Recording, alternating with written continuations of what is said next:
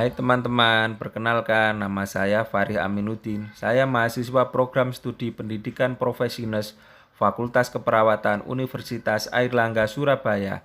Saya di sini akan menyampaikan cara mengatasi kecemasan terhadap COVID-19.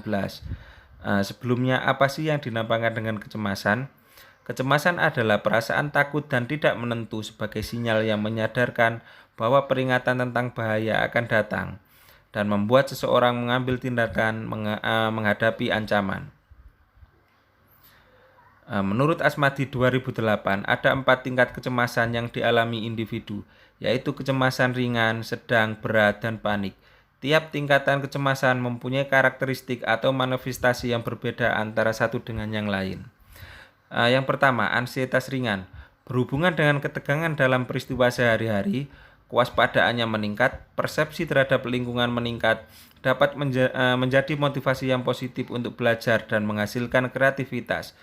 Tanda pada respon fisiologis, sesekali terlihat bernapas pendek, nadi dan tekanan darah meningkat sedikit, terdapat gejala ringan pada lambung dan muka berkerut, serta bibir bergetar.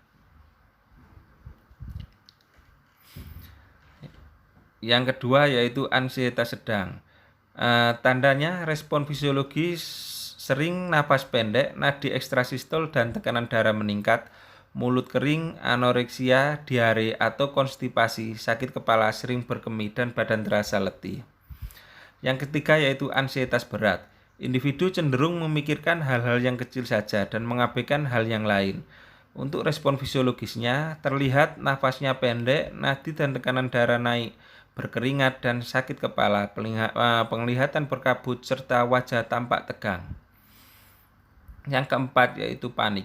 Respon fisiologisnya terlihat nafas pendek, rasa tercekik dan palpitasi, sakit dada, pucat, hipotensi, serta rendahnya koordinasi motorik. Terus respon kognitifnya terdapat gangguan realitas, tidak dapat berpikir logis, persepsi terhadap lingkungan mengalami distorsi dan ketidakmampuan memahami situasi yang ada.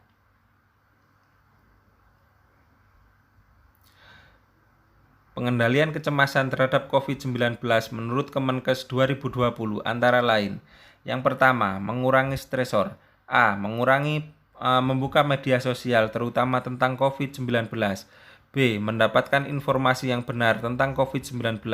C. Menjauhi orang yang selalu memberitakan hal-hal yang negatif dan tidak benar tentang COVID-19.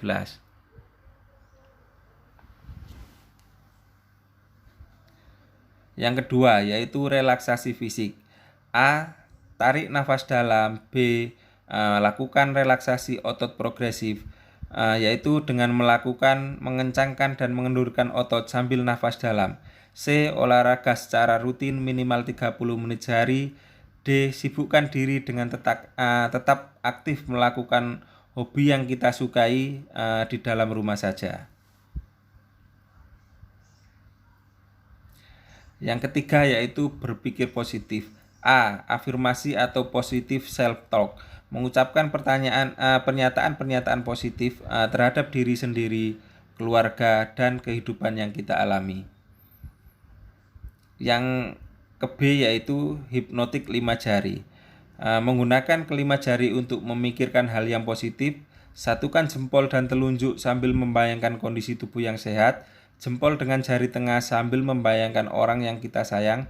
Jempol dengan jari manis sambil membayangkan prestasi Anda. Jempol dengan kelingking sambil membayangkan tempat yang paling indah.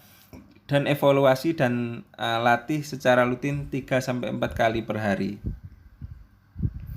C. Penghentian pikiran. Latihan penghentian pikiran dilakukan jika ada pikiran negatif yang mengganggu. Jangan biarkan berlama-lama dan langsung katakan stop.